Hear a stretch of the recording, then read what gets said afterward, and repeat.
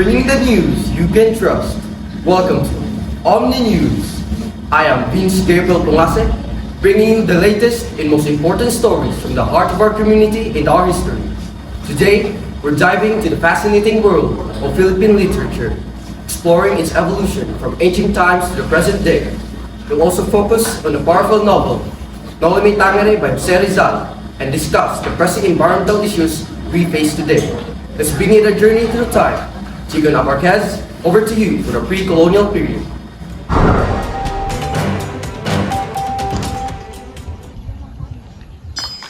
Thank you, Vince Gabriel Pongase.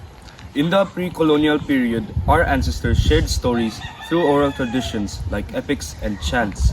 These stories were the lifeblood of their communities, teaching values and keeping their cultures alive.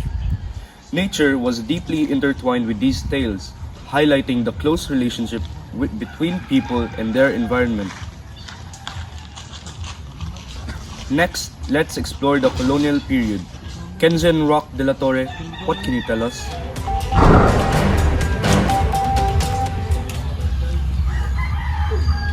During the Spanish colonial period, literature changed significantly. The Spanish introduced new styles, often focusing on religion, but many writers found clever ways to express their frustrations with colonial rule. Through their works, they educated readers while subtly pushing for change, creating a delicate balance between faith and resistance. Altia Nicole Pateno, how did literature evolve during revolutionary period?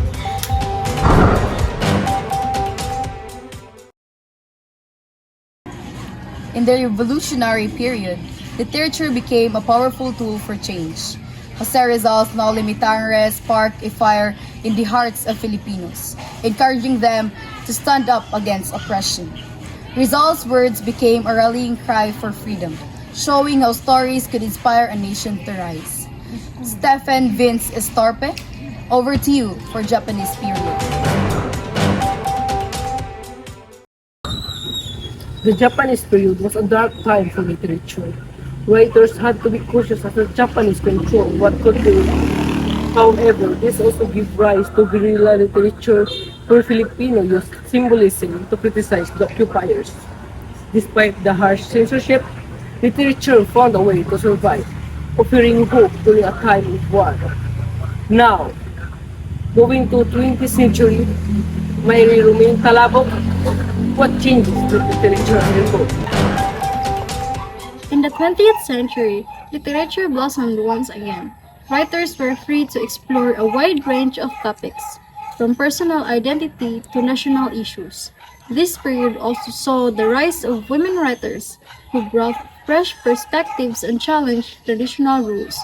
The 20th century was like a new chapter where the Filipino voice grew louder and more diverse. Let's now turn to American period. Albert Haragosa, what happened and how did it shape in our literature? The American period introduced English as a new medium for writers. This opened up fresh ways to tell stories, blending local identity with new styles. Writers also began exploring themes of individualism and modernization, reflecting the country's shifting values and aspirations. Let us see the 21st century. Jana Nicolaika Manligues, what is happening to our literature today? Today, literature has gone digital. We see stories being shared online through blogs and even social media platforms. This makes literature more accessible than ever. Now, anyone with a smartphone can share their stories with the world, making literature more dynamic and engaging for a global audience. I am Jana Nicolaika Manligues, reporting for duty. Thank you, Jana Manligues. Now let's focus on Noli Me Tangere, a novel that significantly impacted Philippine history. Sandra May Estose, can you start with its historical context?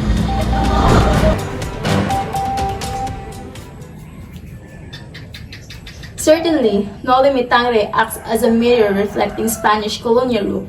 Through characters like Padre Damaso, Rizal exposed the corruption within the church and the government.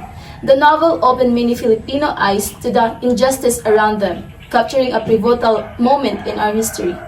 Genevieve Bulay, what about the social issues highlighted in the novel? Noli Me Tangere also sheds light on social issues in Philippine society. It shows the stark contrast between the wealthy and the poor. Characters like Sisa symbolize the struggles of ordinary Filipinos, highlighting the unfairness in society and making readers reflect on these harsh realities. Now, as BJ Mara Arpon, can you share the philosophical themes of the novel?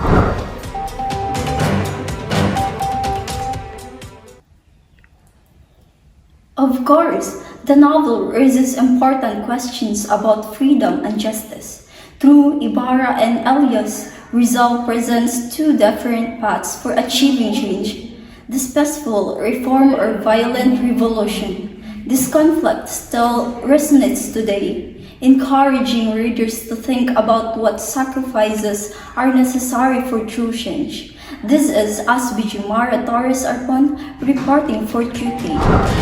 Thank you, Aspi Arpon.